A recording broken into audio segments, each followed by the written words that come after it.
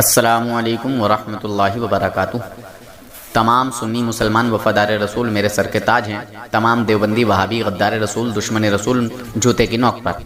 जनाब हजरात, इस चैनल को आप हजरात ज़रूर सब्सक्राइब कर लें ताकि वहाबियों देवबंदियों का ओरिजिनल मजरू चेहरा आपके सामने पेश किया जाए। आजकल वहाबी देवबंदी कुछ ज़्यादा ही जलील हो रहे हैं और कुछ ज़्यादा ही मुझे धमकियाँ भी दे रहे हैं। कभी कहते हैं तेरे खिलाफ FIR दर्ज कराएंगे, कभी कहते हैं तेरा चैनल बंद कराएंगे, कभी कहते हैं कि तू सोच लेना कि तेरा क्या होगा। बहरहाल तरह तरह की धमकियाँ दी जा रही हैं। बहरहाल मुझे धमकियों से डर नहीं है। मैं अल्लाह और उसके रसूल की रज़ा के लिए काम कर रहा हूँ। आप हजरात इस चैनल को ज़रूर सब्सक्राइब करें और फैसला करें। हजरत मुफ्ती अयूब साहब बात कर रहे हैं? जी जनाब। जी, जमशेद अली कादरी बात कर रहा हूँ दिल्ली से। जी सुनाइए। हजरत एक थोड़ी सी रहनुमाई चाहिए थी। जी बोलिए।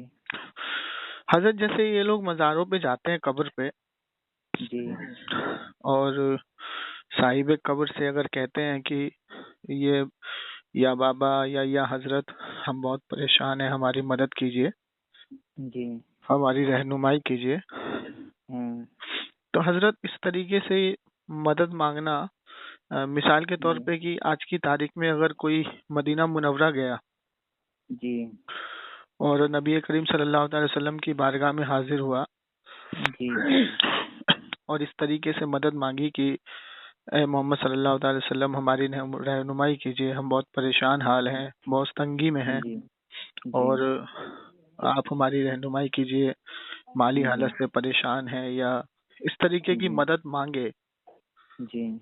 तो उस पे क्या हुक्म है?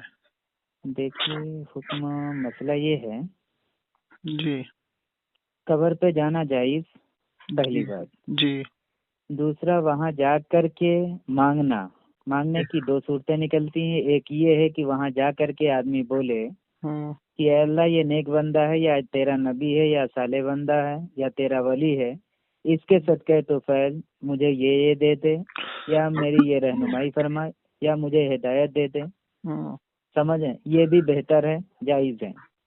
और जी डायरेक्ट उसी से मांगना जो साहिब कब्र है, तो अब वो ये समझ लीजिए कि वो तो मतलब वो ना नमाज पढ़ सकते ना रोजा रख सकते हैं, पहली बात। जी दूसरी ये कि जब वो एक अमल अपने लिए नहीं कर सकते तो दूसरे के लिए भी नहीं कर सकते। हाँ, सिफारिश कर सकते हैं, जी डायरेक्ट तो उनसे नहीं मांगा जा सकता, उनके वसीले से मांगा जा सकता। वो हमारी सिफारिश कर सकते हैं, हमारे काम आ सकते हैं, जी लेकिन डायरेक्टली बोलना कि तुम दे दो, तो वो नहीं दे सकते, क्योंकि वो कब्र में है। दुनिया में अगर कोई रहा, जी दुनिया में हम किसी से नहीं मांग सकते, किसी इंसान से नहीं कह सकते कि आप मुझे हिदायत दे दीजिए, जी समझे, और जी किसी से ये नहीं कह सकते कि मुझे बेटा दे दीजिए। जी जब दुनिया में नहीं मांग सकते तो मरने के बाद कैसे मांग सकते हैं? रही बात वसीले से, तो वो बेहतर है।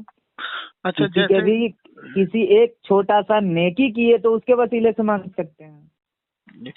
जब मिसाल के तौर पे कि अगर हुजूर अकरम सल्लल्लाहु अलैहि वसल्लम के रोजे मुबारक पे इस तरीके से दुआ नहीं कर सकते, नहीं तो जाहिर सी बात कर है कि किसी हाँ, साहिब मजार की कब्र पे इस तरीके से दुआ नहीं कर सकते।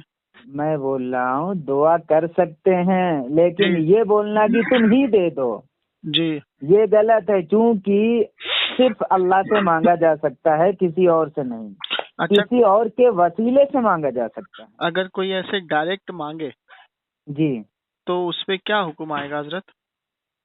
जो डायरेक्ट मांगे। जी अच्छा, देखिए, अगर कोई ये कहता है कि अल्लाह के अलावा दूसरा लेने देने वाला है, जी जैसे तो कोई अल्लाह के, सुनिए एक मिनट, अल्लाह के 99 सिफात हैं, हम्म तो उसमें एक आती भी है, यानी अल्लाह देता भी है, सुनता भी है, समझ रहे जी हैं। जी तो अगर कोई शख्स, एक है कि अल्लाह को रब मानना, जी समझ रहे हैं, जी और एक है कि अल्लाह को रज़्ज़ाक मानना, जी समझ है। रज़्ज़ाक अगर अल्लाह को मान लिए तो रिस्क सिर्फ अल्लाह से मांग सकते हैं, किसी और से नहीं।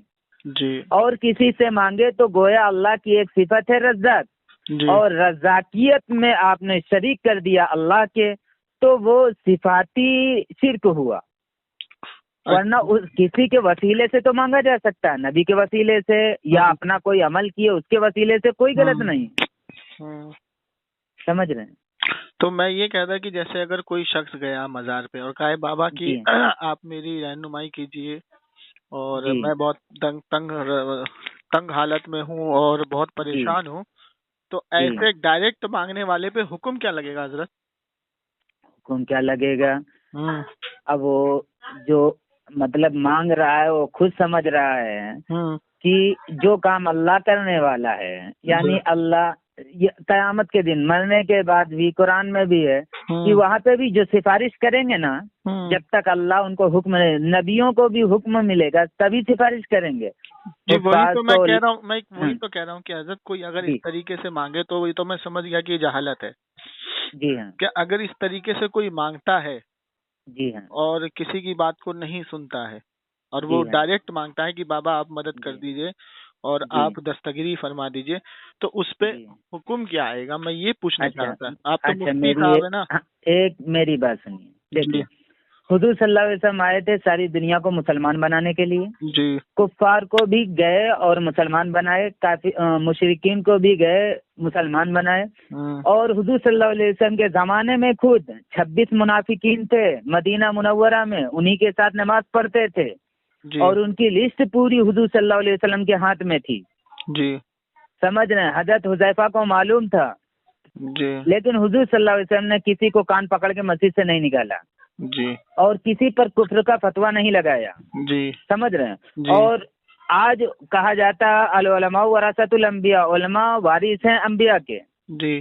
तो वो उलमा वारिस हैं अंबिया के जो किसी को काफिर ना कहें, किसी को मुशरिक ना कहें, किसी को मुनाफिक ना कहें, बल्कि उनकी ये मिशन हो कि अगर कोई गलत कर रहा है तो ठीक है उसको समझाओ बुझाओ, ये नहीं कि उसको मुशरिक कह के या काफिर कह के उसको मस्जिद से निकाल दो, बाइकाट कर दो, उसको काफिर कह दो।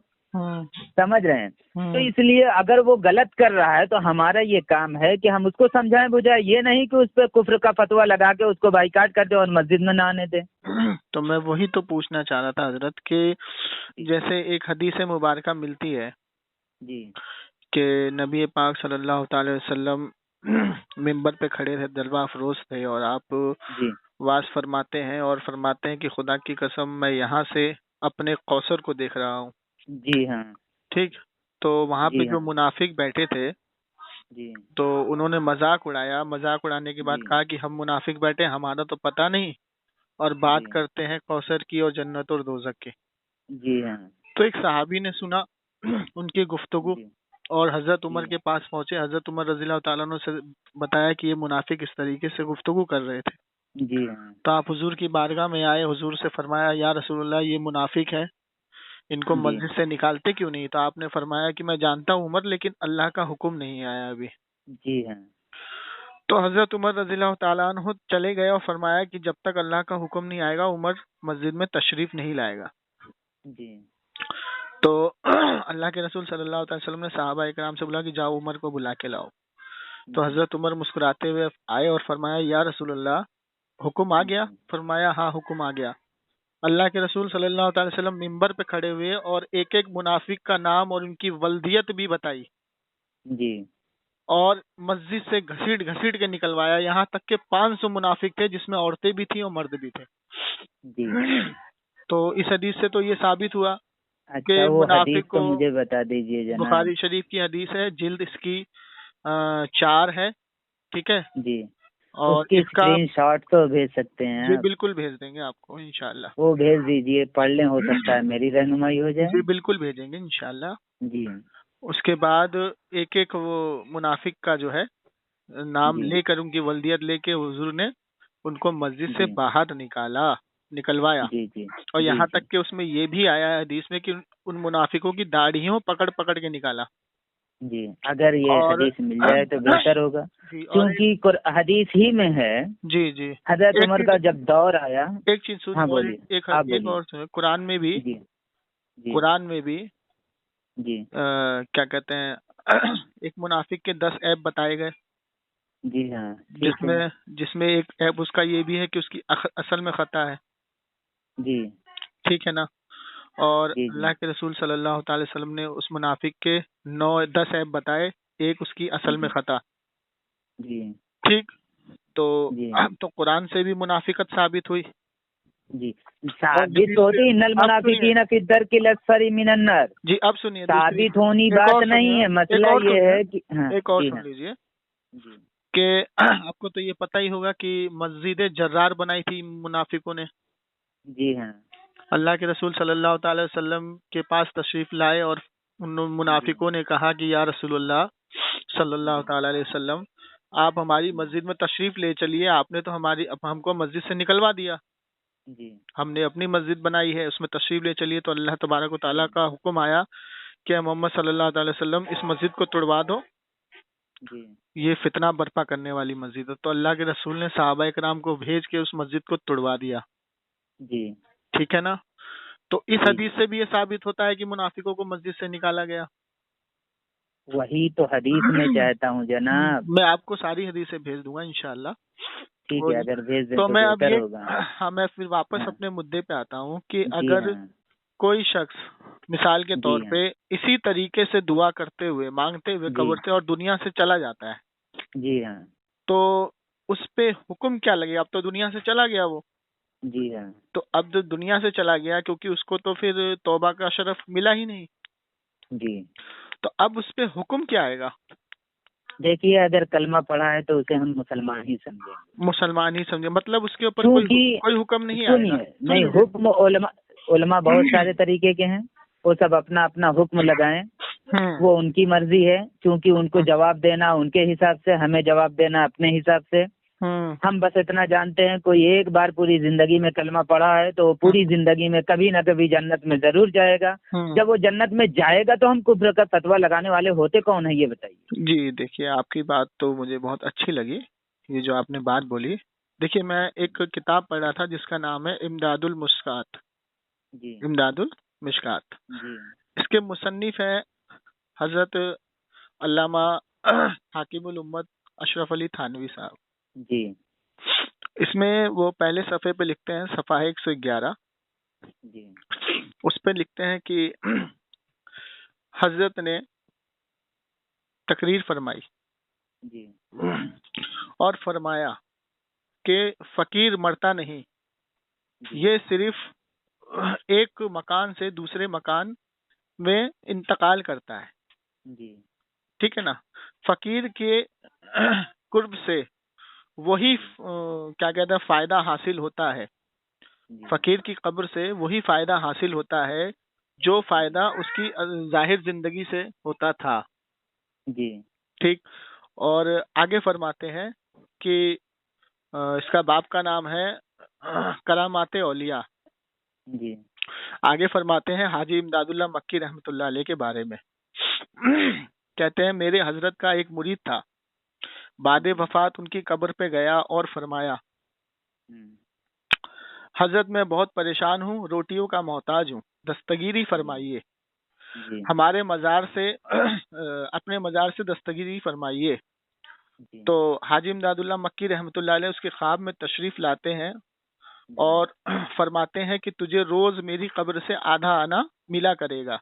जी वो सुबह उठता है और हाजी इमदादुल्लाह मक्की रहमतुल्लाह अलैह की कब्र पे जाता है और वहां से आने के बाद हजरत से फरमाता है कि मैं अपनी कैफियत बयान नहीं कर सकता और मुझे वहां से रोज कब्र से आधा आना मिलता है, जी कब्र से।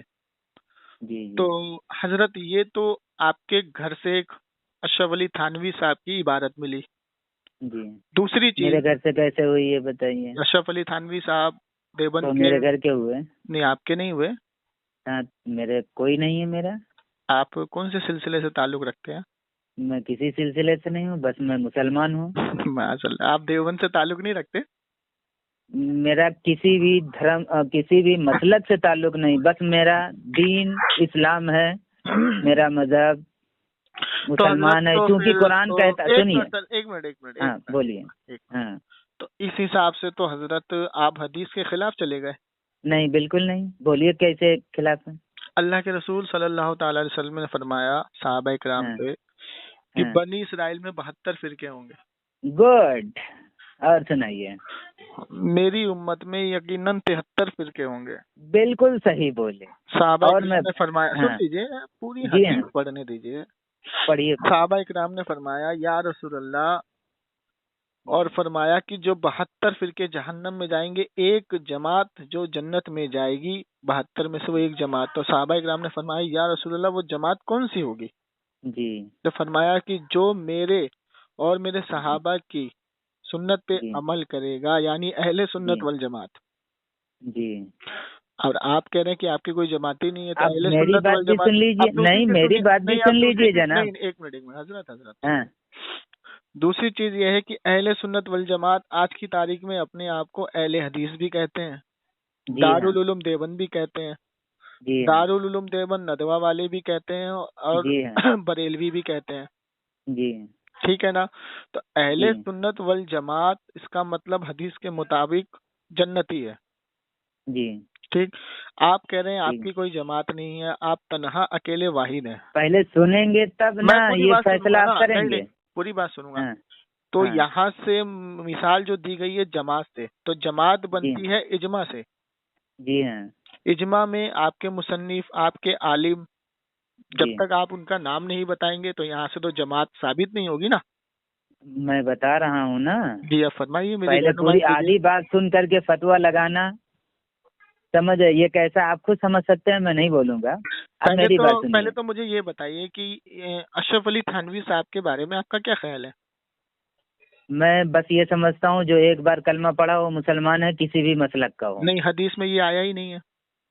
अब अब मेरी पूरी हदीस बात सुन मुझे लीजिए, नहीं, उसके बाद। हाँ इस जो आपने वर्ड यूज किया कि जो एक हाँ बार कलमा पढ़ लेगा वो मुसलमान है, हाँ जन्नती है, तो फिर हाँ इस हदीस का क्या होगा कि अल्लाह के रसूल सल्लल्लाहु अलैहि वसल्लम ने इरशाद फरमाया, एक शख्स जी माने गनीमत तकसीम करने के दौरान आपकी बारगाह में आया और जी गुस्ताखी कही। ये भी जी बुखारी शरीफ की हदीस है। जी हाँ और अल्लाह के रसूल सल्लल्लाहु अलैहि वसल्लम से गुस्ताखी भरे अंदाज में बात की तो हजरत उमर रज़ियल्लाहु ताला अन्हु ने तलवार खींची। जी तो अल्लाह के रसूल ने फरमाया तलवार म्यान में रख लो। इस शख्स से एक जमात जी आएगी, एक जी फिरका टोला जन्म लेगा जो इतनी जी नमाजें पढ़ेगा कि तुम्हारी नमाजें कमतर हैं, जी इतने रोजे रखेगा कि तुम्हारे रोजे भी कमतर हैं, जी कुरान की इतनी तिलावत करेगा कि तुम अपनी तिलावत को भी कमतर जानोगे, जी लेकिन इस्लाम से ऐसे खारिज होगा जैसे तीर शिकार से। जी हाँ और एक दूसरी हदीस मिलती है, अल्लाह के रसूल सल्लल्लाहु अलैहि वसल्लम ने फरमाया कि मुनाफिकों के साथ, जी ठीक है, तो मुनाफिक भी तो कलमा पढ़ते थे ना हजरत। और जी आज की तारीख में शिया भी कलमा पढ़ते हैं, कादियानी भी जी कलमा हाँ पढ़ते हैं, जी तो हाँ। इसका मतलब वो सब जन्नती है। मेरी पूरी बात सुनेंगे तब समझ में आएगा। हाँ एक तो बात पे आप फैसला कर देंगे तो मैं सुन के रख दूंगा। चलिए अब आप बताइए, मैं आपकी बात समझ रहे बिल्कुल हैं। आराम से सुनूंगा इंशाल्लाह। हाँ अब सुनिए, देखिए कुरान में है कि हुआ सम्माकुमुल मुस्लिमीन, उसने तुम्हारा नाम मुसलमान रखा पहली फुर्सत में, ठीक है। और दूसरी जगह वमन अहसनु क़ौलन मिम्मन दआ इलल्लाह व अमिल सालिहन व क़ाल इन्ननी मिनल मुस्लिमीन। समझ रहे हैं? जी सुन रहा हूँ। यानी वो शख्स सबसे बेहतर है जो लाए और अमल साले करे और कहे कि मैं मुसलमान हूँ। जी। समझ रहे हैं? अब रही बात उसके, फिर मुसलमान के 73 फिरके होंगे। हुजूर सल्लल्लाहु अलैहि वसल्लम ने जो बताया 72-73 फिरके होंगे, वो मुसलमानों में 72-73 फिरके होंगे, कुफ्फार में नहीं। हो कुफ्फार अलग हो गए। जी, मैंने कुफ्फार का नाम ही नहीं लिया। जी नहीं, मैं पूरी बात सुनते रहिए पहले। यानी हुजूर सल्लल्लाहु अलैहि वसल्लम मुसलमान थे, सहाबाए किराम मुसलमान थे, फिर उनमें से फिरके हुए। तो आज जो फिरके बट रहे हैं आपस में, अगर सब एक हो जाएं, मुसलमान हो जाएं, तो ये लफड़ा खत्म हो जाएगा, हदीस के खिलाफ हो जाएगा ना हजरत। कैसे हदीस के खिलाफ? हुजूर का जो कौल है, जो जुबान मुबारक से निकल गया, वो तो होना है। एक तो किसी सूरत में नहीं हो सकता। होना है, वो जरूरी नहीं आज ही होना, कयामत के करीब होना, कयामत से 4 दिन पहले भी हो सकता है ना। तो आज ही कयामत क्यों बर्पा कर रहे हैं? तो आपके मुसन्निफों ने किया ना। कहा कि कल कयामत के करीब मस्जिद में रेडियो मतलब नाचेंगी औरतें, नाचेंगी, औरतों की आवाज आएंगी, गाना गाएंगे। तो क्या मतलब हम गाना शुरू कर दें ताकि हदीस पे अमल हो जाए? ऐसा तो नहीं करेंगे ना। ऐसा होगा ना। होगा, हाँ, तो होना बस बात जरूरी खत्म हो है, गई। लेकिन ऐसा ये नहीं कि हम ही करें। अब 72 फिरके होंगे तो ये जरूरी नहीं हम 72 फिरके में आ जाएं। हम तो मुसलमान रहे, 72 फिरके करें जो करना है। तो समझ मतलब रहे हैं? आप 73वें फिरके मान रहे हैं अपने आप को, अहले सुन्नत वल जमात? पहले पूरी बात नहीं सुनेंगे तो ऐसे ही फतवे नहीं, लगा। सुनिए, सुनाइए सुनाइए। समझ रहे हैं? जी। अब एक नंबर मुसलमान है। अब मुसलमान के जब हुजूर सल्लल्लाहु अलैहि वसल्लम से पूछा गया मतलब जब हुजूर सल्लल्लाहु अलैहि वसल्लम ने कहा कि 73 फिरके होंगे, तो सहाबा किराम ने पूछा फिर उसमें जन्नत में कौन जाएगा, वो पूरी तफसील है। तो हुजूर सल्लल्लाहु अलैहि वसल्लम ने कहा एक नाजी है, जन्नती का लफ्ज नहीं है, नाजी का लफ्ज आया। जन्नती का लफ्ज है? ठीक है, वो हदीस भेज दीजिए फिर। एक जमात जन्नती है, 72 जहन्नम में जाएंगे और एक जमात जन्नती है। वहाँ पे मैंने पढ़ा है एक फिरका मैं नाजी आपको है। भेज देता हूँ, सुनिए, तिरमिजी शरीफ की हदीस है, जामे तिरमिजी, ठीक है ना। मैं इसमें 2 हदीस नहीं, इसमें 5 हदीसें मुबारका है। बिल्कुल भेजिए। और आप जो हदीसें पढ़ रहे हैं शायद किसी हदीस में ये अल्फाज हो, लेकिन 5 हदीस ये मुख्तलिफ जगह पे आई है और इसके अल्फाज भी अलग अलग हैं जी। इसमें एक हदीस जो जामे तिरमिजी में जो बिल्कुल सही हसन हदीस है, इसके बारे में फरमाया कि जो लोग मिसाल के तौर पे कि अगर बनी इसराइल के दौर में जो उसके उम्मती थे, अगर वो अपनी माँ से भी जिना करेंगे तो मेरी उम्मत में भी कोई ऐसा शख्स आएगा जो अपनी माँ से जिना करेगा। जी। ठीक है, ये पूरी हदीस है। फिर यहाँ से बात शुरू होती है कि उस उम्मत में 72 फिरके बने, मेरी उम्मत में यकीनन 73 फिरके बनेंगे। जी। तो सहाबा इकराम ने फरमाया या रसूलुल्लाह कि उसमें से हक जमात कौन सी होगी? तो आपने फरमाया जो मेरे और मेरे सहाबा की सीरत पे अमल करेगा। जी। ठीक, यहाँ पे सीरत आया, आगे आया सुन्नत, ठीक है ना, और एक हदीस में आया है तरीका कि मेरे और मेरे सहाबा के तरीके पे चलेगा। तो अब ये सारी हदीस सही है, सारी हदीस को माना जाएगा जी, सारी हदीस को माना जाएगा, इस पे अमल किया जाएगा। तो जो आप हदीस बता रहे हैं हो सकता है वो दूसरी हदीसों उसमें अल्फाज हो, मैं इस पे भी अमल करूंगा, लेकिन अगर एक हदीस को पकड़ेंगे तो खाली एक हदीस पे अमल नहीं होगा ना। हदीस को नहीं बता रहे हैं, देखिए अगर 4 जगह आए तो उसमें जो सहूलत वाला होगा, मतलब अद्दीन युसरुन, ठीक है, और टकरा न रहा हो। अब अगर एक को जन्नती मान लेते हैं, बकिया को जहन्नमी मान लेते हैं, तो फिर मेरा एक सवाल पैदा होता है, उसका आप जवाब दे दीजिए।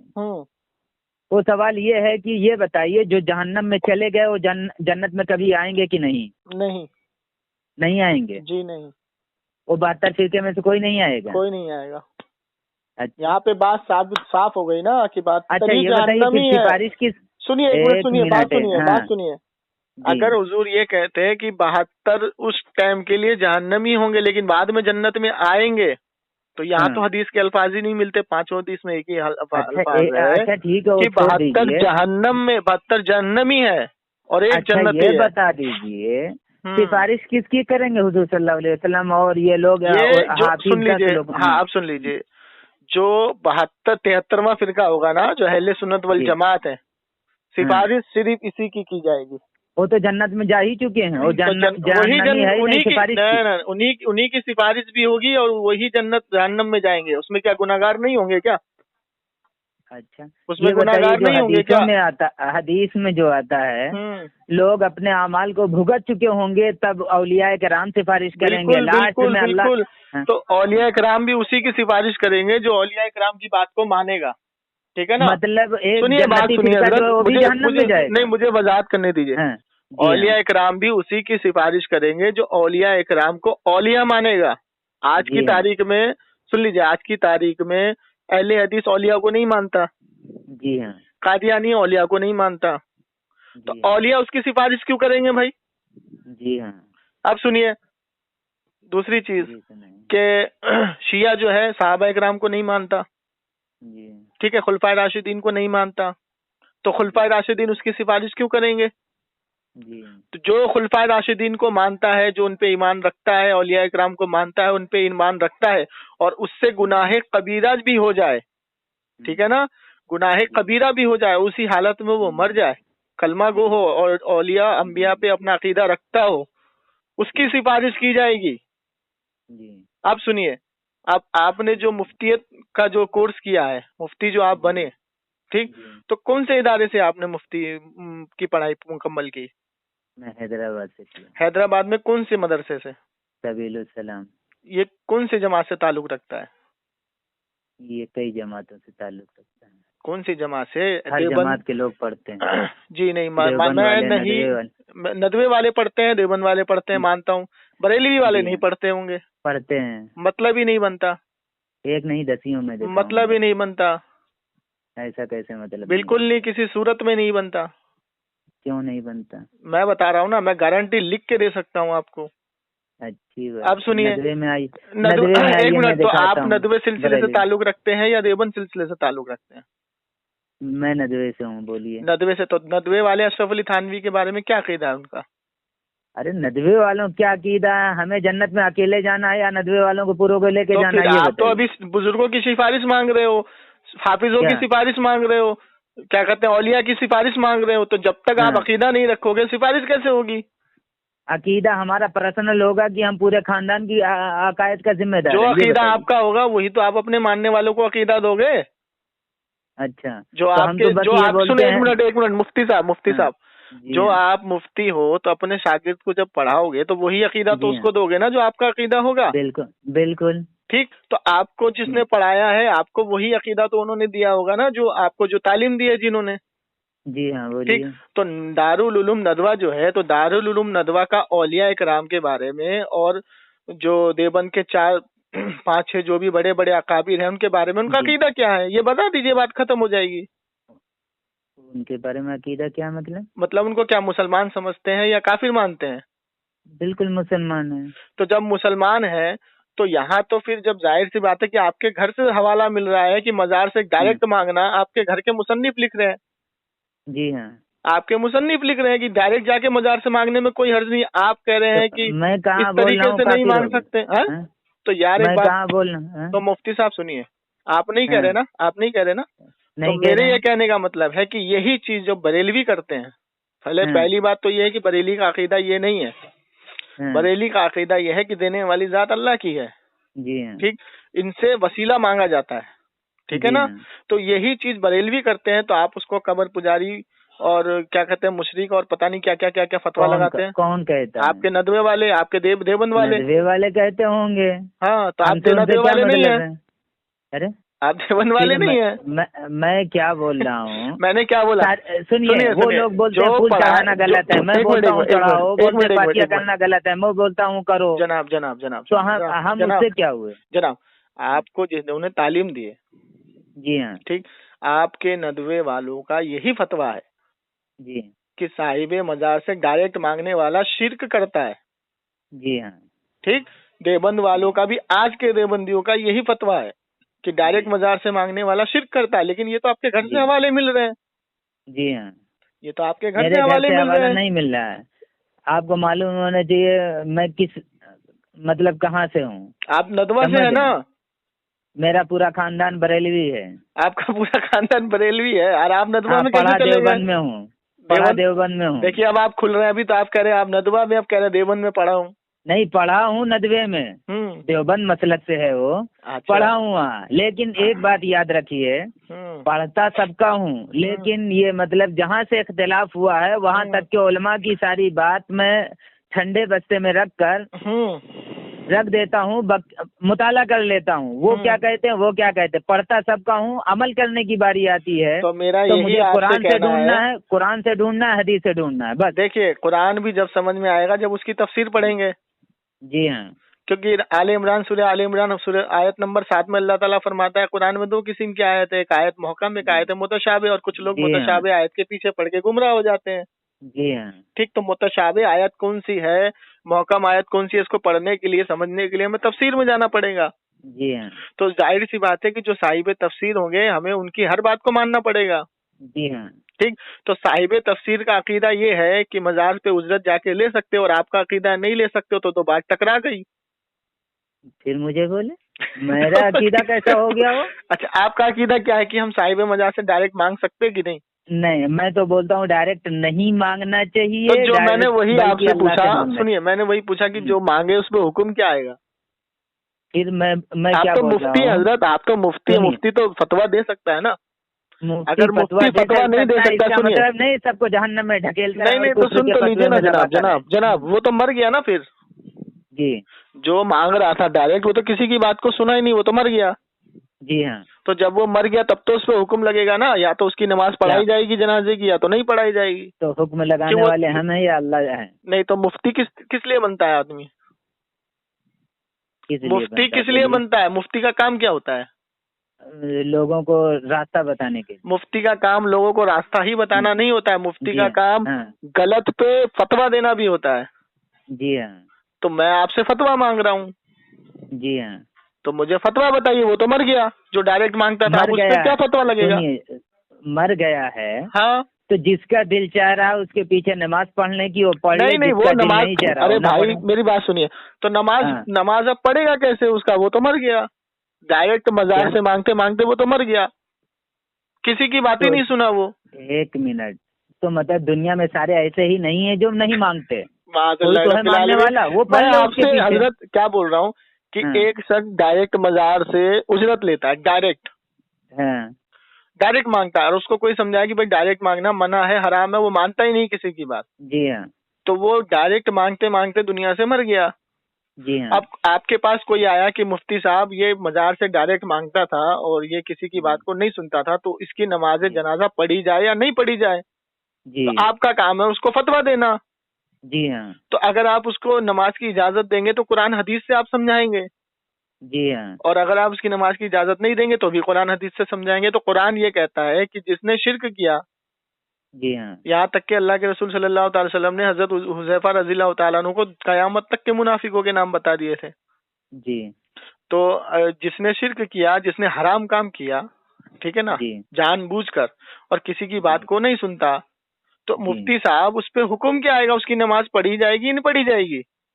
अगर वो ये समझता है देने वाला वही है, समझ रहे हैं, अल्लाह के साथ शरीक करता है तो मुशरिक होगा। मुशरिक तो ये फिर अशरफ अली थानवी साहब नहीं होगा। तो ये अशरफ अली थानवी साहब, सुनिए, अशरफ अली थानवी साहब ने जो लिखा है कि साहिब फकीर जो है जिस तरीके से हयात में मदद करता है उसी तरीके से उसकी कब्र से मदद ली जा सकती है। एक बात मैं अभी बोला कि मुझे मसाइल के मामले में जी मैं पहले कुरान देखता हूँ फिर हदीस देखता हूँ। तो ये तो फिर और मुख्तलफ फी उलमा जो हैं जिनके बारे में इख्तिलाफ लोग करते हैं, जैसे उस फिरके के लोग उस फिरके पे, उस फिरके के लोग उस फिरके में, तो वहाँ तक एहतियात करता हूँ कि उनके मसाइल और उनके सवाने से दूर रहूं ताकि तो फिर ये तो देखिए कौम में। ये तो देखिए फिर ये बात हुई कि जिस तरीके से जो बरेलवी हजरात जो जाते हैं, जो जाहिल बरेलवी हैं जिनको कम इल्मी है, वो जाते हैं और साहिब मजार से कहते हैं कि ए बाबा हमें ये चीज अता कर दो, ठीक है बाबा हमें वो चीज अता कर दो। तो ये तो इसका मतलब ये कि ये तालीम इनको देवबंद की किताबों से मिली है, ठीक है ना। अशरफ अली थानवी साहब साफ लिखते हैं कि मेरे हजरत का एक मुरीद था, वो बादे वफात उनकी कब्र पे गया और फरमाया हजरत मैं बहुत परेशान हूँ, रोटियों का मोहताज हूँ, दस्तगीरी फरमाइए। तो दस्तगीरी कौन करता है? दस्तगीरी किसको कहते हैं? दस्तगीरी करने वाला अल्लाह है। तो ये तो बुजुर्ग से कह रहा दस्तगीरी फरमाइए हमारे मजार, और उनको जो है ख्वाब में ज़ियारत हुई कि हमारे मजार पे आइए आपको आधा आने रोज मिलेंगे। वो उनकी मजार पे सुबह गया, उनको आधा आने रोज मिले। वो बारगाहे अशरफ अली थानवी के पास गया और उसने कहा कि हजरत मेरे पे जो कैफियत तारी है मैं बयान नहीं कर सकता, मुझे हजरत की खबर से आधा आने रोज मिलते हैं।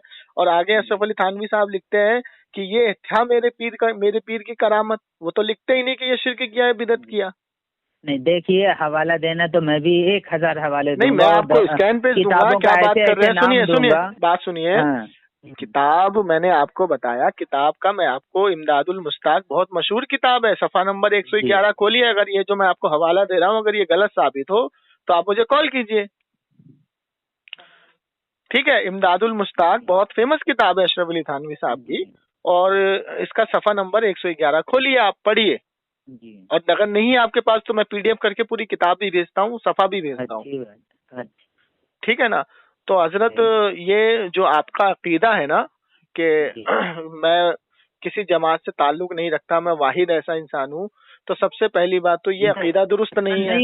मैं इंसान नहीं हूँ। नहीं तो आपने मुझे अभी तक बताया नहीं ना कि आप कौन सी जमात से ताल्लुक रखते हैं। आपने तो बाद में मुझे बताया कि मैं नदवा से ताल्लुक रखता हूँ या देवबंद में पढ़ा हूँ। जी। और एक झूठ आपने ये बोला कि जो है नदवा मदरसा में बरेलवी भी जाके पढ़ते हैं।